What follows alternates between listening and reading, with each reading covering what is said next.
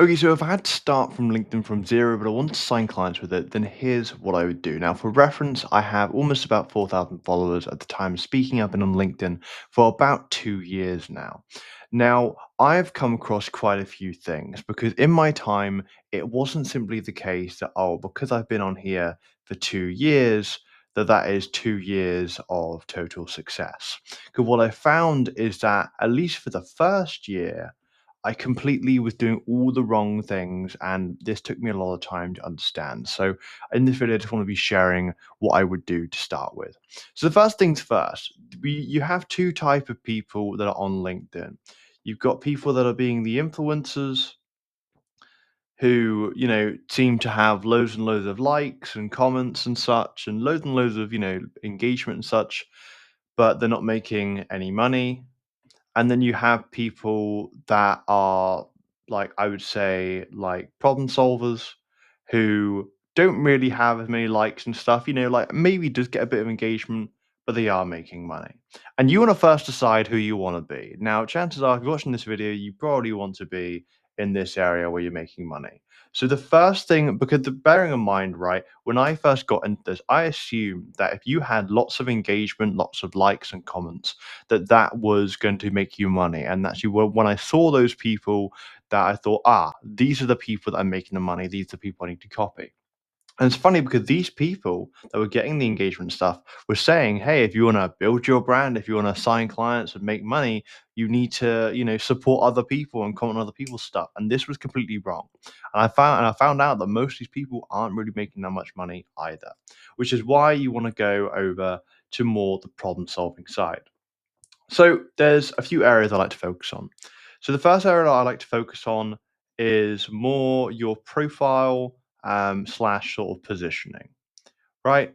And bearing in mind my handwriting is still as bad as ever. Your profile and positioning. Now, the reason I say that this is the first place to focus on is because whenever traffic is driven from, say, your content, or maybe even, say, like other forms of comments or whatever, it's going to your profile. And your profile needs to be super clear in who it speaks to, right? And the average LinkedIn profile tends to be very clever, if you will, or at least attempts to be clever, right? To stand out. And it makes sense because obviously when you've got lots of competition, people want to try and, phrase their service or their offer in a certain way to make it sound better, or, to make themselves stand out. And this is fair enough, right? Because obviously you don't want to blend in, right?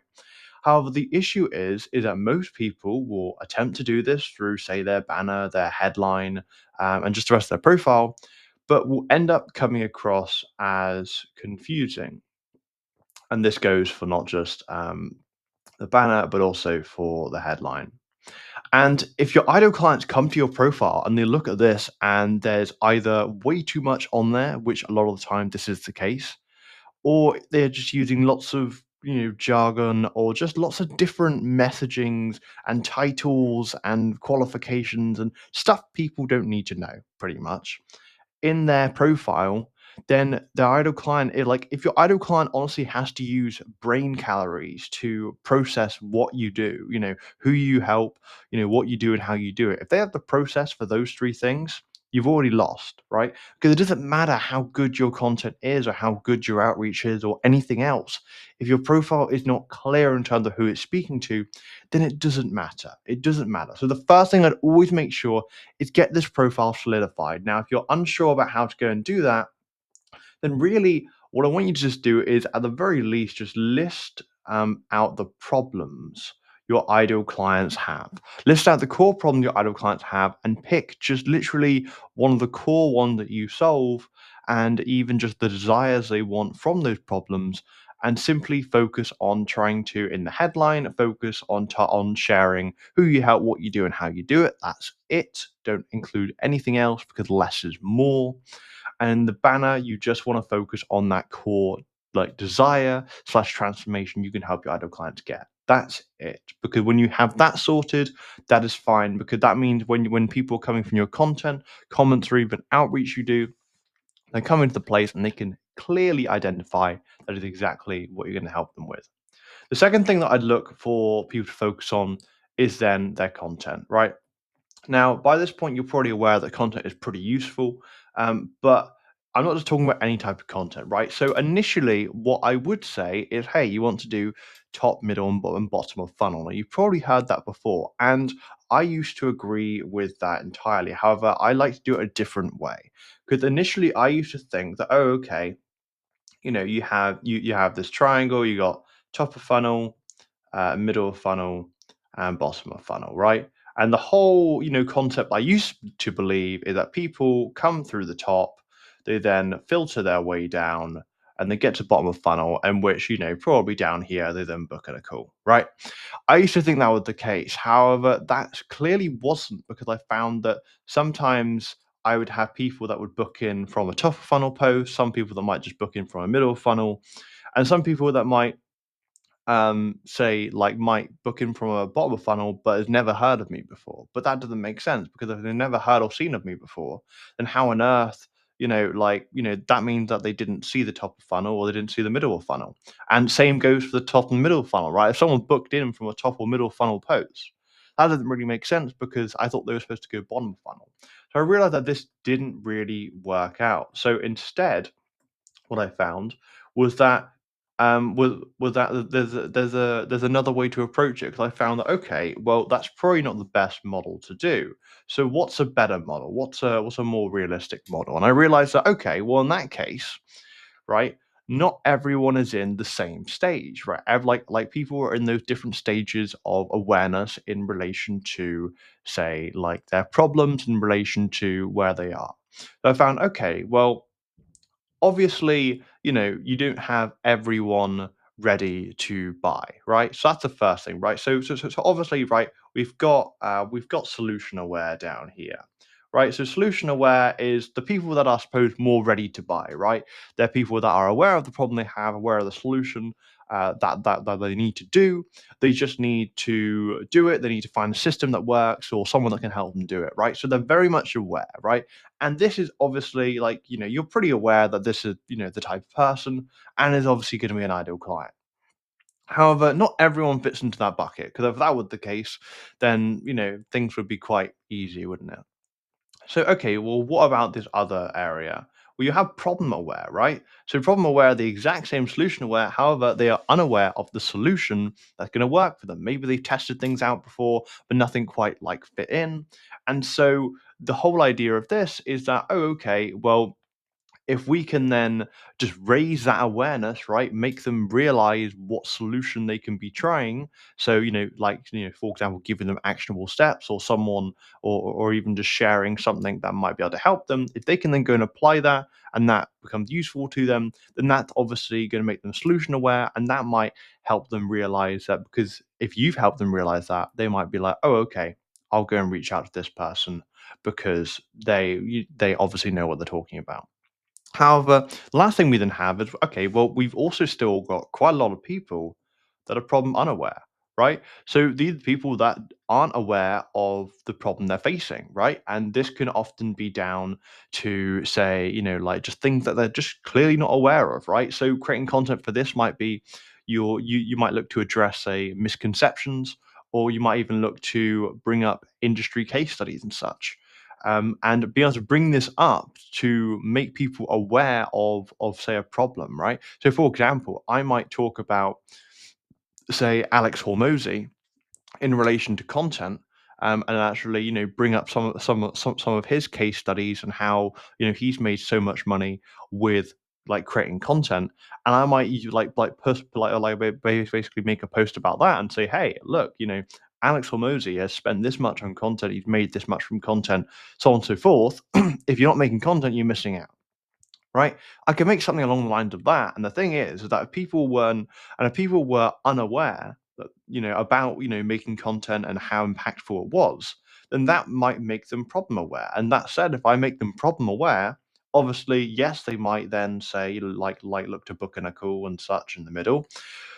But that said, if not, they're gonna at least gonna be problem aware, and then they're gonna wanna find a solution, right? And so it's taking people through that. The whole idea is that people that are problem aware can book a call. People that are well, I'm sorry, problem unaware can book a call. People that are problem aware can book a call, and solution aware can. So although this looks a bit messy, the whole idea is that as long as you're targeting those different stages of awareness, you're going to be able to attract and basically book more sales calls from anyone who's in any of those categories as well. So really, that's content. Now, the last thing really is outreach, or what I might also call just simply conversations. And my handwriting's still quite bad.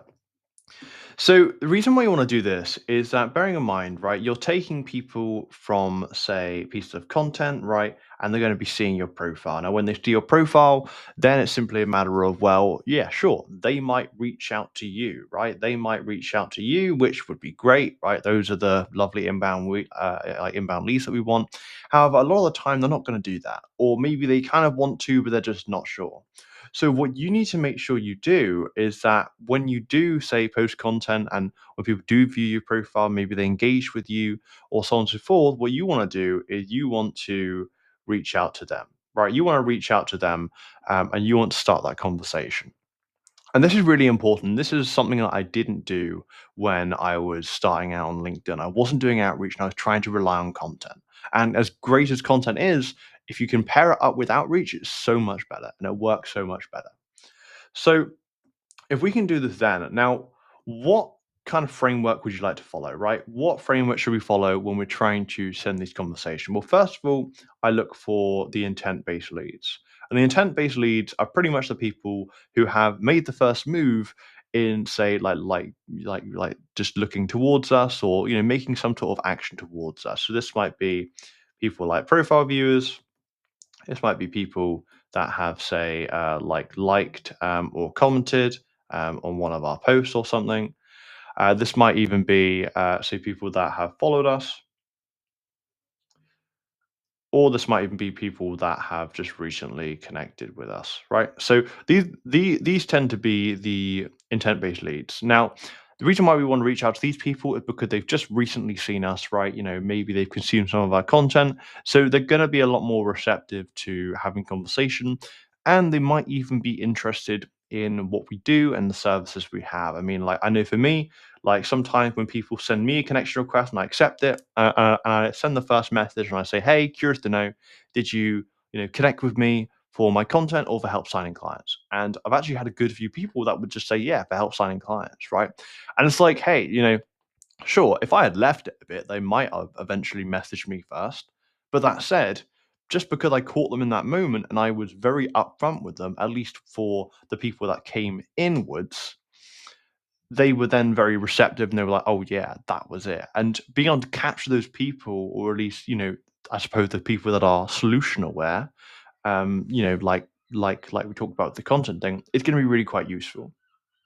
So really, like, it's being able to sort of obviously find those people. Then what do you do, right? How do we start the conversation? Well, I find the best way to do it is simply focus on just starting with a simple compliment, right? Start with a simple compliment that is personalized and is relevant to them.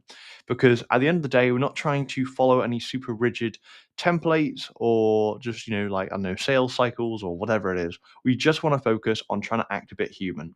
And I mean, I've even had it where sometimes when I was on just like a sales call with people, they were just quite appreciative that I was just acting a bit human and I wasn't trying to push them into anything. So really, we just want to do a compliment. Then from there, when they respond to that, um, all we want to try and do is try and figure out if they have a problem we can solve. And with this, really, we're just going to be asking questions in relation to, say, their goals. And then from there, if we can figure out, what sort of goal they have, then that can also help us ask further questions to see if they'd be a good fit. But something you also want to realize is that from this very first message here, people have an idea of what you're doing. They have an idea. That's a light bulb, by the way. They have an idea of what you're doing. I'm going to remove that because that's pretty bad. But they have an idea of what you're doing, right? Like, so for example, when I message people, they see my LinkedIn headline that says, "I help service based founders sign clients with LinkedIn." When they see that, they're not like, "Oh, I wonder why he's messaging me," right? They kind of know. However, really, it's just a matter of, are they open to chatting more about this, right? And it's the thing, you're going to come across people that will, be very honest with you and say, "Hey, I'm not interested," or whatever. That's fine, right? You have people that will probably just ignore you entirely. That's fine, right? But the whole idea is that if well, especially if your profile communicates well and if they've seen you before, seen your content before, and you start this conversation and this is a problem for them, well, if it is, right, then this should be quite easy for you to then start having that conversation and identifying those problems. And if you seem trustworthy to them, they like you, and so on and so forth, which is why we're doing the warm lead to the people that have seen you before, then it's going to be a lot easier for you to identify if they have problems. They're going to be more open to sharing it, and then that's going to help you then to lead the book on a call. So that's pretty much the whole process. And really, this is like these are the three areas I would focus on if I was starting from zero. And there's nothing else you need to focus on because initially I used to think you had to do lots of different things. And in reality, you just need to focus on the few things that really matter. And this for me was focusing on my profile and positioning, my content, and my outreach. And if you're looking for more support with that, I do have my free school community for service based founders that try to sign clients on LinkedIn below in the description. However, if you're looking for one to one support with this, then I do offer coaching, which you'll be able to see on my website below as well. With that being said, that's the video. Hope you enjoyed, and I'll chat soon.